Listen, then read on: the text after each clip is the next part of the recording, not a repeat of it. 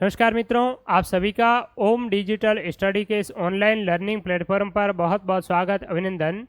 RPSC assistant professor भर्ती के संबंध में राजस्थान हाईकोर्ट के द्वारा एक महत्वपूर्ण टिप्पणी की गई है और यह टिप्पणी एससी एसटी वर्गों के लिए आरक्षित जो सीटें हैं, आरक्षण के हिसाब से पर्याप्त सीटें न दिए जाने के संबंध में रोस्टर को लेकर के ये जवाब तलब किया है राजस्थान लोक सेवा आयोग के सचिव से, राजस्थान के कार्मिक विभाग के सचिव से और आयुक्तालय कॉलेज शिक्षा के डायरेक्टर से।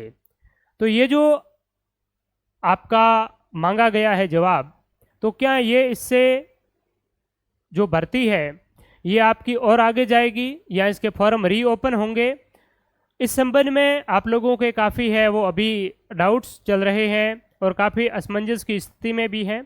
तो देखिए, राजस्थान की कोई भी भर्ती हो तो लगभग ऐसी कोई भी भर्ती नहीं है जो कि आपकी हाई कोर्ट में नहीं गई हो।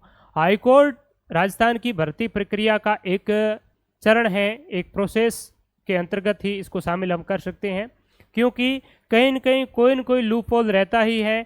चाहे बाद में आंसर की को लेकर के लोग हाई कोर्ट जाए या फिर रजिस्टर को लेकर के किसी भी प्रकार के, एक बार तो हाई कोर्ट में भर्ती जाने ही वाली है। लेकिन अब इसमें हाई कोर्ट ने जवाब तलब किया है और कहा है कि क्यों ना इस भर्ती को रद्द करके फॉर्म को दोबारा से आवेदन है वो आमंत्रित किया जाए। तो इससे क्या फॉर्म है वो दोबारा आमंत्रित होंगे?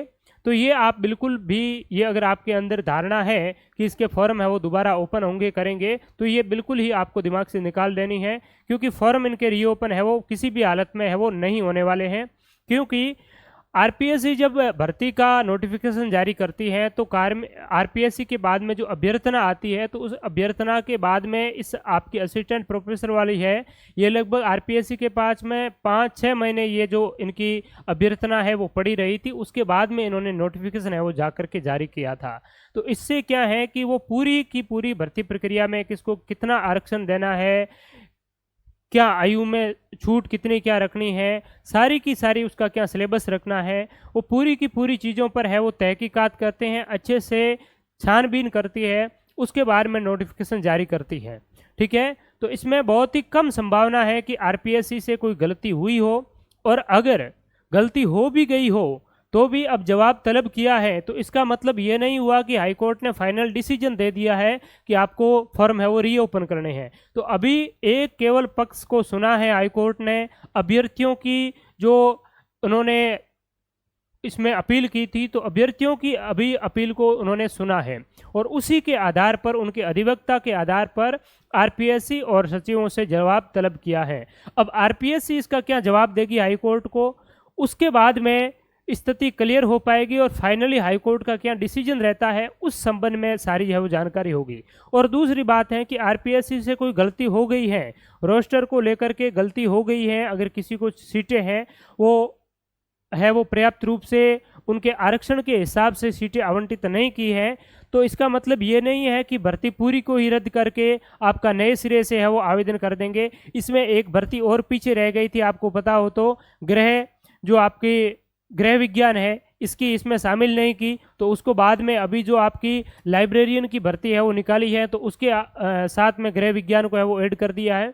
तो अगर इस प्रकार की कोई थोड़ी बहुत गलती हो जाती है, त्रुटि हो जाती है, तो आरपीएससी इसके लिए अलग से कोरिजेंडम शुद्धि पत्र है वो निकाल देंगे और इस संबंध में अलग से नोटिफाई कर देंगे और उसमें है वो चीज़ें हैं वो करेक्शन कर लेंगे। तो इसमें आप ये ना सोचें कि इसके लिए फॉर्म है वो रीओपन होंगे। हाँ, ये जरूर है कि जो आप अभी एलिजिबल नहीं है, जिन्होंने फॉर्म नहीं भरा है, ठीक है, तो वो आप अगली भर्ती के लिए इंतजार करें और आगे जो अपना नेट जेआरएफ इत्यादि है उनकी तैयारी करते रहें, और जो फर्स्ट ग्रेड के लिए एलिजिबल है वो फर्स्ट ग्रेड की तैयारी करें, और जो इस भर्ती के लिए एलिजिबल है इसके फॉर्म आपने भर रखे हैं और आप जरूरी अहर्ता रखते हैं, तो आपको इसके लिए तैयारी करनी चाहिए। किसी भी प्रकार के बहकावे में है वो नहीं आना चाहिए और अच्छी तरीके से, अभी वैसे डेट इन्होंने जारी नहीं की है, तो इसमें अगर संभावना तो ज़्यादातर है आपकी 2024 में जाने की, लेकिन हो सकता है इनके पास में अगर आगे समय हो और किस प्रकार से आपकी आचार संहिता इत्यादि है, आचार संहिता पर क्या डेट इत्यादि वो रहती है, तो उस आधार पर हो सकता है आरपीएससी उसका इंतजार करें और आपका आरएएस का जो एग्ज़ाम है और जेएलओ का एग्ज़ाम है ये कंडक्ट करवाने के बाद में ये इसकी भी स्थिति स्पष्ट कर देंगे कि कब आपका एग्ज़ाम होगा और कब नहीं होगा। ठीक है, तो हो सकता है सितंबर के अंत तक एग्ज़ाम है वो करवा लें और आपको यही करना है कि अभी वैसे सितंबर का अंत नहीं, अक्टूबर या अक्टूबर के अंत की मैं बात कर रहा हूँ, सॉरी फॉर दिस मिस्टेक। सितंबर तो वैसे अब चला ही गया है, थोड़ा बहुत 7-8 दिन रहे हैं, ठीक है। तो अक्टूबर का आपका जो स्टार्टिंग में एग्ज़ाम है आरएस इत्यादि, तो आरएस का एग्ज़ाम होता है और उसके बाद में इसको किस प्रकार से क्या कितना समय मिलता है, इस आधार पर ये डिसीजन है वो लेंगे। और जो असिस्टेंट प्रोफेसर की भर्ती है ये काफ़ी बड़ी भर्ती है। इसमें आपके जो विषय है 48 जो सब्जेक्ट है, 48, 49, 50 के जो लाइब्रेरियन इत्यादि को शामिल करेंगे तो लगभग चले जाते हैं। तो इतने जो सब्जेक्ट्स हैं उनकी जो भर्ती है वो किसी एक दिन में नहीं हो सकती है, उसको काफ़ी लगभग इनको 15 से 20 दिन का समय है वो लेकर के चलना होगा, तभी ये भर्ती है वो कंप्लीट हो पाएगी। तो इसके लिए आपकी मैन पावर की भी काफ़ी ज़रूरत है, सरकारी कर्मचारियों की भी, स्कूलों में जो रिक्त जो सीटें हैं उनकी भी इनको आवश्यकता रहेगी। तो ये सारी चीज़ों को देख करके आपकी अगर इस साल में तो बहुत ही कम संभावना लगती है, लेकिन आप अपनी जो तैयारी जिस हिसाब से कर रहे हैं उसी हिसाब से करें और जितना हो सके चीज़ों को अभी आप 1-1.5 महीने को मान करके टारगेट मान करके चलिए कि आपका एग्ज़ाम 1-1.5 महीने में होने वाला है, तो उससे आप रिवीजन है वो अच्छी तरीके से वो कर लीजिए। उसके बाद में आगे जाता है तो भी आप और अच्छी तरीके से आपको समय मिलेगा, उसमें कोई दो राय नहीं है, ठीक है।